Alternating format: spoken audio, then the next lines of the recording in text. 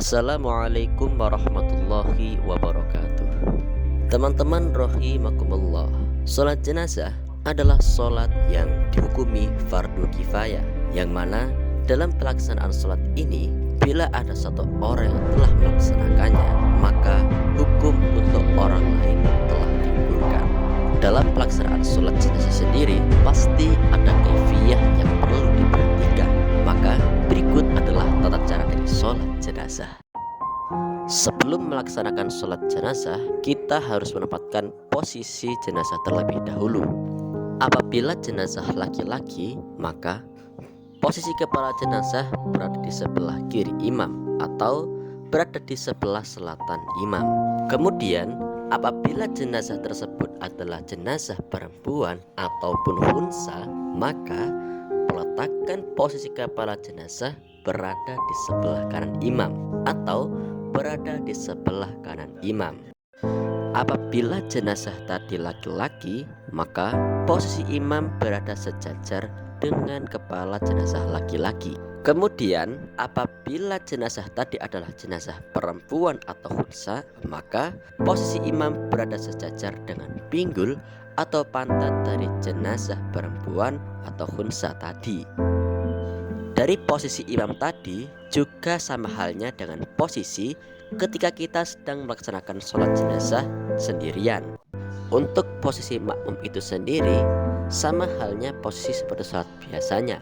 Akan tetapi jarak antar shaf pada sholat jenazah ini sedikit lebih rapat daripada sholat lainnya.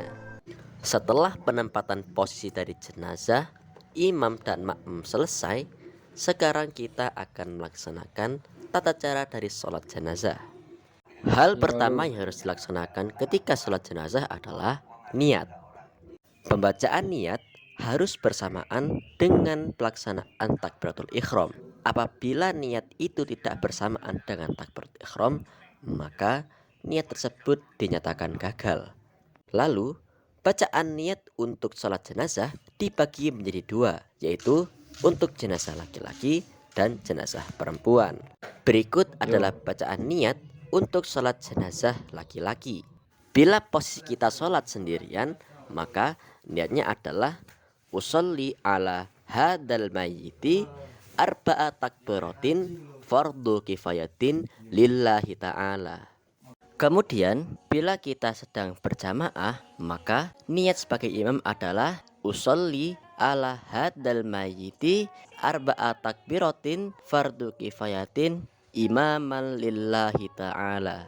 Lalu untuk makmum, maka niatnya adalah usolli ala hadal mayyiti arba'a takbiratin fardu kifayatin makmuman lillahi ta'ala. Kemudian bila jenazahnya perempuan dan posisi kita sholat sendiri, maka niatnya adalah usolli ala hadihil mayyitati arba'a takbiratin fardu kifayatin lillahi ta'ala. Kemudian bila posisi kita sedang sholat berjamaah, maka niat sebagai imam adalah usolli ala hadihil mayyitati arba'a takbiratin fardu kifayatin imaman lillahi ta'ala.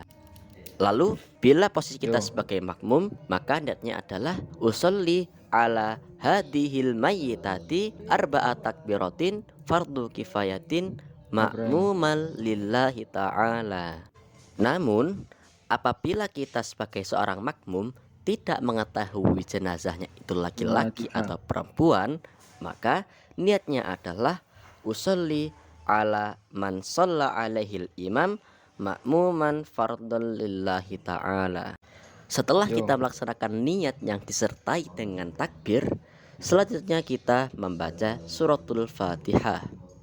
Pembacaan suratul Fatihah hendaknya dilakukan secara sirri, asalkan sirri tersebut terdengar untuk diri kita sendiri.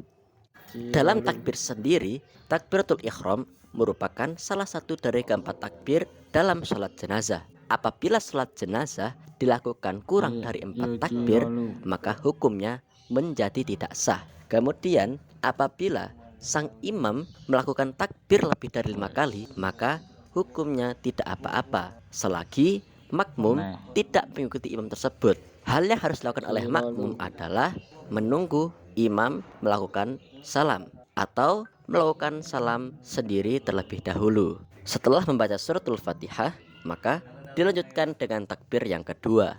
Setelah takbir yang kedua, kita diharuskan untuk membaca sholawat Nabi. Bacaan sholawat yang paling singkat adalah Allahumma sholli ala Muhammad.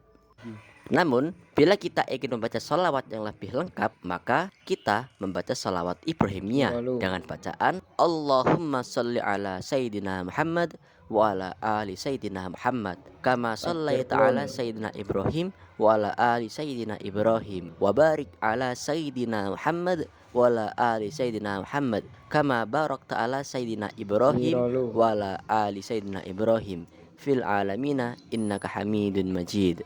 Setelah membaca sholawat di takbir kedua, kemudian kita melaksanakan takbir yang ketiga.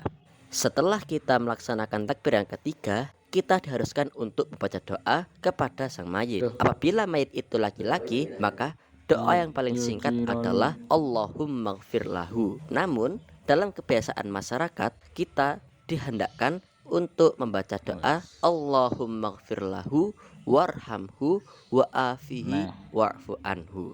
Lalu, bila si mayit adalah seorang perempuan, maka doa paling singkat yang dibaca adalah Allahumma gfir laha. Namun, karena kebiasaan masyarakat, maka doa yang dibaca menjadi Allahumma gfir laha warhamha wa'afiha wa'fu anha. Setelah membaca doa mayat di takbir ketiga, kemudian kita melaksanakan takbir yang keempat. Dalam takbir yang keempat, kita disunahkan untuk membaca doa kembali. Apabila si mayat adalah laki-laki, maka doa yang dibaca adalah Allahumma la tahrimna ajrahu wa la taftimna ba'dahu waghfir lana walahu. Lalu bila mayatnya adalah perempuan, maka doa yang dibaca adalah Allahumma la tahrimna ajraha wa la taftimna ba'daha waghfir lana walaha. Setelah membaca doa sunnah di rakaat keempat, maka yang terakhir adalah membaca salam. Salam sendiri sama seperti sholat pada biasanya, akan tapi penyebutan salam dibaca dengan lebih lengkap. Baik, itu tadi adalah serangkaian tata cara dari sholat jenazah. Semoga dari apa yang telah kita pelajari ini bisa menjadi ilmu yang barokah dan manfaat fid dunya wal akhirah. Mungkin cukup sekian dari saya. Akhirul kalam, wallahu muwaffiq ila aqwamit thoriq. Assalamualaikum warahmatullahi wabarakatuh.